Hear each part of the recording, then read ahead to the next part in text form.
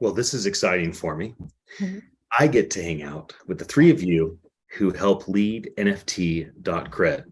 And also, of course, the three of you in the team lead the NFT NYC and the upcoming NFT London event.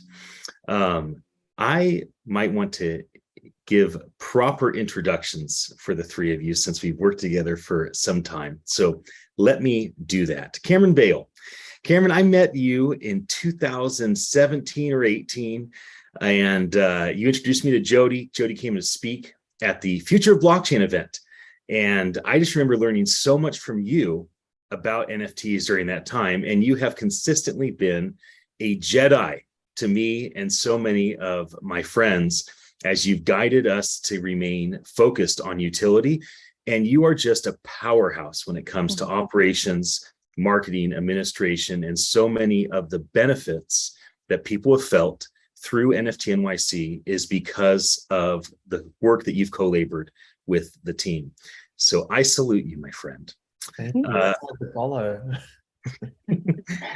Michael, we've been working together for a couple of years. You came into Nft.Kred and really allowed a better execution for your clients. You made it possible for more and more of these large global brands and enterprise institutions to depend on launching NFT projects that had the best possible chance of success and the least amount of risk. We've been able to work with you directly, and it has been a pleasure. And I know that a lot of the customers at Nft.Kred are happy because of your efforts.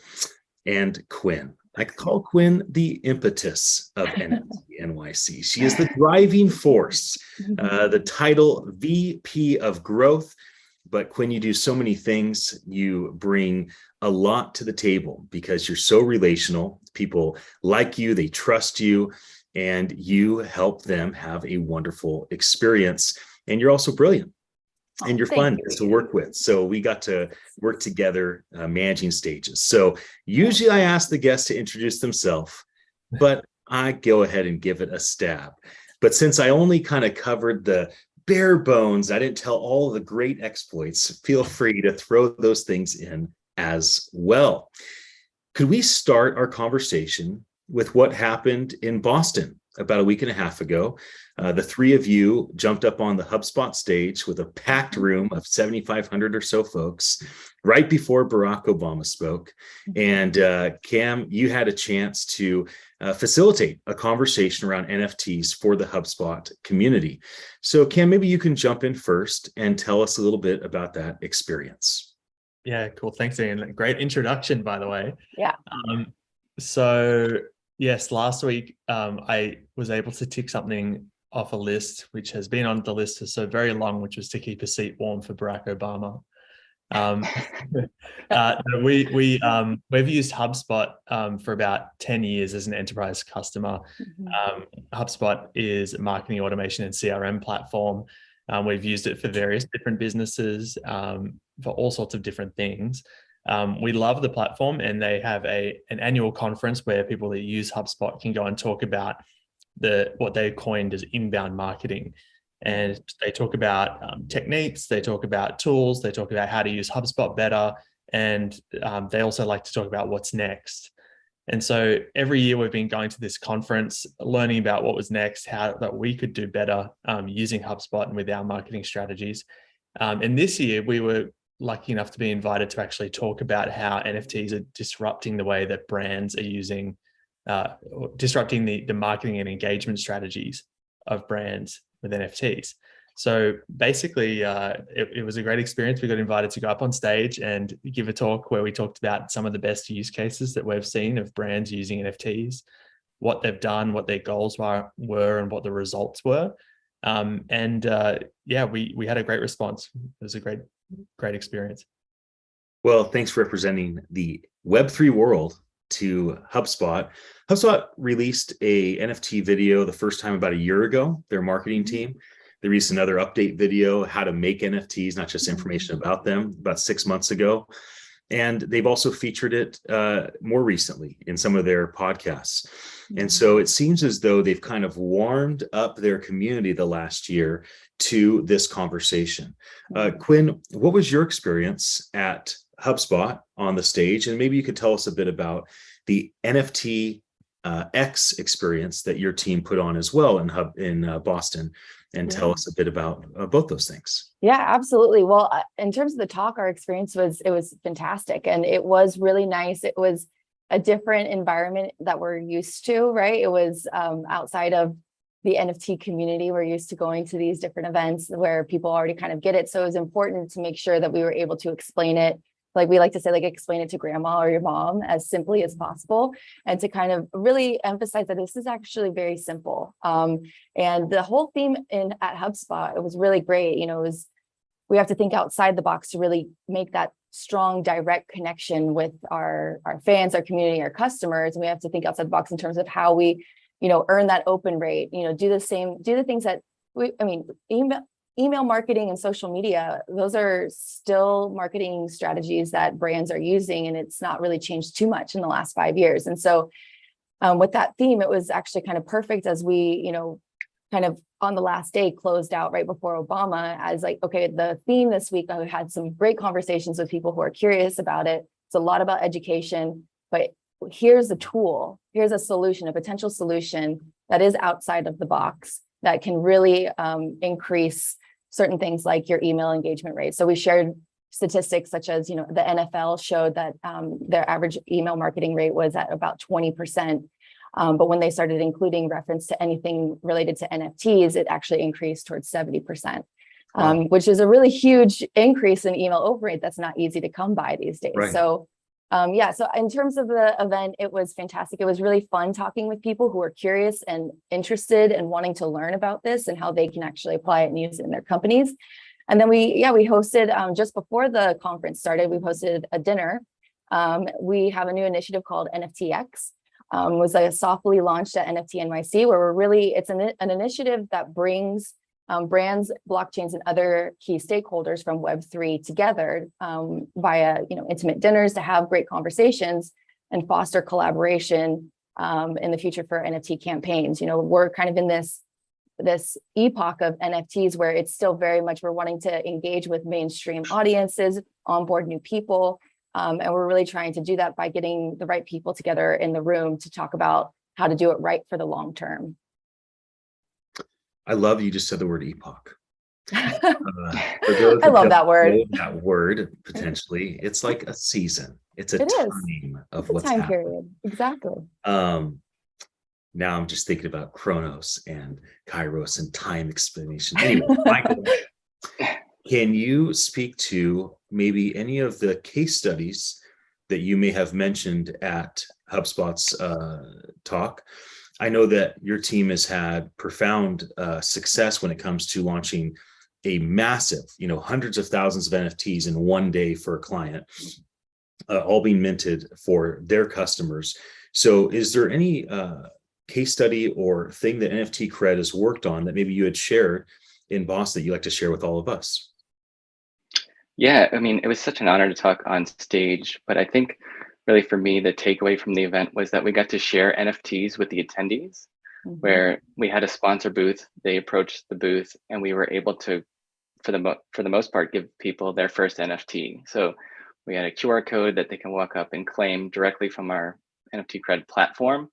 And really, this was a way to showcase NFTs in a way that is fun and interesting, and utilize so they can redeem these NFTs for real life value. So one of the NFTs that we had that we gave away were these case studies so that they can read up on experiences and different use cases that we've used in the past or we've seen in the NFT ecosystem. So particularly talking about different NFT experiences. So like giveaways, ones that are used for lead generation, ones that are used for verifiable credentials. I think that one is one of the ones that got the most notice at the event, was that you get this verifiable credential. So we talk about SAP and what they did, but then we had our event, NFT NYC. So with NFT NYC, we have these verifiable credentials where all the speakers get this NFT that showcased and commemorates them speaking on stage, that many of them have shared on LinkedIn as a verifiable credential. So I just thought that that experience and showcasing to these marketers, maybe those that are not necessarily in the NFT space, what you can do with these NFTs, that they're not just pictures. Well, why don't we talk a bit about utility? You just brought up the verified credentials on LinkedIn, right? So as I was a speaker this last year, I got a notice from NFT NYC's LinkedIn page. Hey, congratulations, you've been a speaker. Would you like to add this to your profile? So that's a real tangible utility. Mm-hmm. Another one that we're launching this upcoming event, November 3rd and 4th, are NFT tickets. Mm-hmm. And so in that regard, we have 3 VIP tickets with Xcopy and 16 other NFT art expressions for the general admission tickets. Would any of you like to tell us a bit about that? NFT tickets, why we've decided that Nft.London was the right event to roll it out, and what we anticipate people's experience will be like with them. Yeah, I think if you've been to an NFT NYC event in the past, a lot of the times we get questioned. People ask us, why aren't you using NFTs as tickets? And I think the great thing is that everyone recognizes that ticketing is a really great use case of NFTs. Like, people love the transferability of it. They love to know that something's authentic. They love that there can be royalties. It can solve issues with scalping and fraud and things like that. I think it's important to note that every year for NFT NYC events, we have experimented with different types of NFT tickets. In the first year, we experimented with something custom that we built with OpenSea. In the second year, we worked with Mintbase, who are now based in Portugal. Now we're working with Yellowheart. I think what we've learned is that NFT ticketing is very, very complex. When you're ticketing an event, there's using that ticket for admission. But when you think about a conference where you're giving people identity with a name badge, for example, these systems need to integrate into badge printing and all of these other types of systems. So yes, for Nft.London this year, we are partnering with Yellowheart. Yellowheart have been a part of NFT NYC events since the very first one. Thomas and Josh have spoken at, I think, every event that we've hosted. They've got a great platform. We're making those tickets available now on Nft.London. And the greatest thing about it for us is that we're able to feature the artists. So every time someone buys an NFT ticket, they're actually getting a ticket where the artwork is not yet revealed. And that artwork will then be revealed when that person actually checks into the conference. And so for a GA ticket, I think, as you said, there's 16 different artworks from local UK-based artists. That was really important to us, to get artists from the community based in the UK. And then for the VIP tickets, we have 3 works from Xcopy, who is, I think everyone would call him a blue chip artist, and he actually has revealed that he is based in London. So it's a really exciting thing for us. Yeah, that's wonderful. Quinn, you and a small team manage going through all of the different applications for speakers, deciding on who we're going to select as speakers this upcoming year. So for Nft.London, 1,300 plus applications. We've chosen almost 800 speakers to participate in our 2-day event. I think 6 stages is what it's going to take to fit everybody at the QE2. Can you share a bit about what you've learned just being exposed to so many different diverse thought leaders that are building things in different ways, and some takeaways from that, especially things that you've come to find out as you've gone through applications for Nft.London? Yeah, absolutely. So it is really interesting doing programming for 2 events in the same year, because you can't help but compare the 2 in a way, right? And so with NFT NYC, it's been going on for 4 years. So we kind of know who certain people are who've been around in the space for a while. And then we kind of have our pulse on who else is up and coming and what's being built kind of in the United States of America. What I think is really interesting for London is that it's a completely different set of speakers, which I'm so excited for. I think it's going to be a really huge opportunity for people to learn about what's being built in other parts around the world, because the NFT space is certainly not an American thing. It is a global thing. And so this is In terms of going through the program, we see certain tracks that are really huge. One of them, of course, being art. I think the art scene in London, I'm so excited to really see everyone kind of come together. It's certainly very, very different, and it's got its own unique kind of aesthetic and community as well. But the thing that I'm most impressed with is the diversity in terms of location of where people are coming from, right? So we really focus on ensuring that there's a large portion of local UK thought leaders who are building in this space, who have been in there for a while. There's actually some really fantastic community meetups that people consistently go to each week in the UK. And so we're gathering all the people in the UK, but then you go outside in the EU, so many people from, Germany, Italy, Spain, Portugal. I mean, some of these ideas I'm so excited for people to learn about, because it is different, right? Some of the things that they're working on is maybe on a different blockchain, as opposed to Ethereum is usually the one that most people are building on top of, or Polygon. We're seeing different blockchains kind of being used in terms of what people are building. We also see a lot of people coming from Asia and Africa as well. And so I'm really excited to, and also in Dubai and the Middle East too, a lot of interesting different players that I'm excited to learn about what they're doing and see how we can all collaborate. I hope that that's what it really does, is brings together people in London to foster that collaboration, because we are in the time of the building period, right? And so the more we can collaborate together, I think the more we can push innovation forward. Michael, there's a lot more blockchains than just Ethereum, and all of Ethereum's layer 2 expressions like Polygon. And Nft.Kred has been at the forefront of working with all these, or many of the different blockchains available. Can you share a bit of your perspective as a product developer specific for Nft.Kred, the different blockchains that maybe people are not aware of that Nft.Kred has built strategic partnerships with, and allowing folks to mint? I know it's a ebb and flow and a tide, things are always changing. So maybe the approach today is a bit different than the past, but I feel like you're an expert on this specific topic, and I'd enjoy hearing your thoughts on it.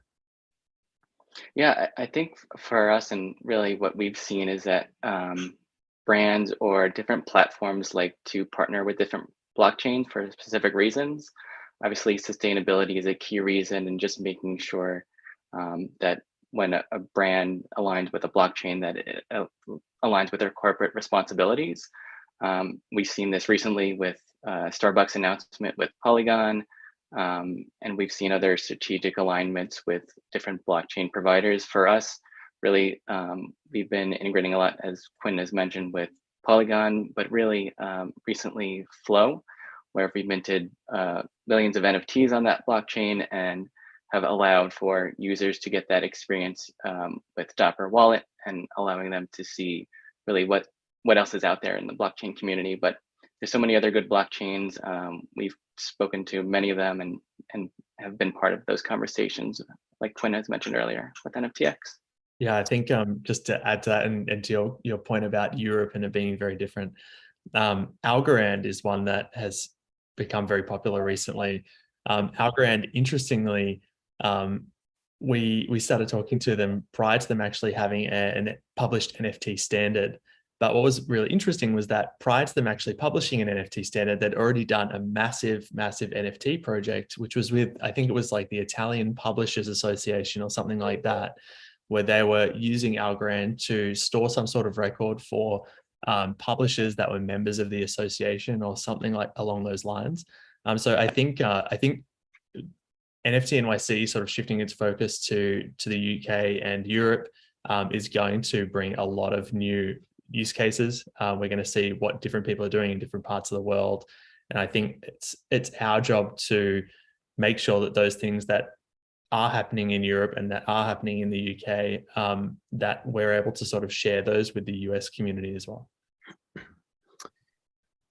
Oftentimes, the three of you will end up handing relationships over to the other two.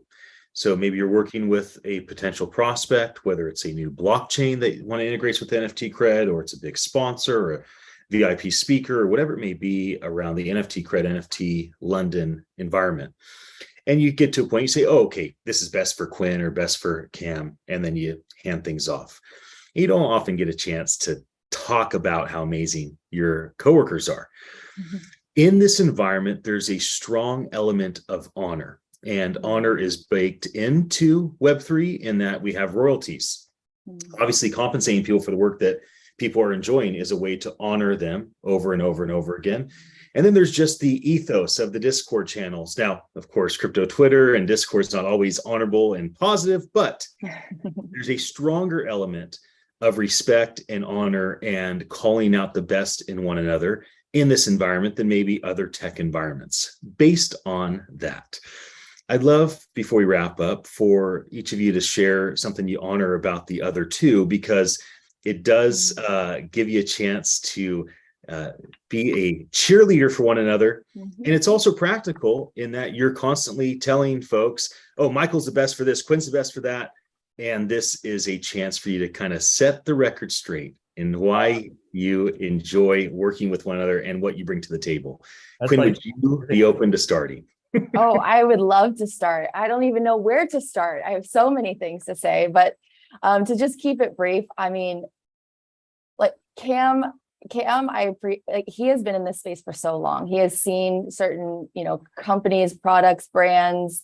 He's seen the whole gamut. He's seen things come and go, and he's so steady in his approach of, I think he brings so much in terms of understanding the full picture, but then also not being afraid to go down the rabbit hole too, to find the best solution. I feel like Cam's always looking for the best solution, what's right, thinking about all the things based on his experience. I think you're coming up almost on 10 years working with the company. So yeah, he's just a fantastic resource in terms of, when I come to him for a question, I know that the response is going to be as thoughtful as possible and right most of the time. And then with Michael, I mean, same thing. There's something about Michael about he's so incredibly reliable and consistent in everything he says. His word, what he says he is going to do, he is absolutely going to do. I would say that it's the same for both of these guys. But with Michael, when we work with clients, I feel so comfortable knowing that they're in good hands, that the things are going to get done to the absolute highest standard. And I think he's, been a huge part of what's made our customers, our clients stay with us long-term over and over again. So love you guys. I'm glad I asked the question. Michael, tag, you're in. All right. Yeah. I mean, I don't think there's enough I could say about both of these two individuals. I'll start with Cam, and I always say that there's almost nothing that Cam can't do. Yes. In regards to both the event and with our product. He's really been a sounding board for me for the past year and a half, particularly when it comes to user experience. He is always one to make sure that the user experience is as far as we can push it, obviously with the technology that we have in place.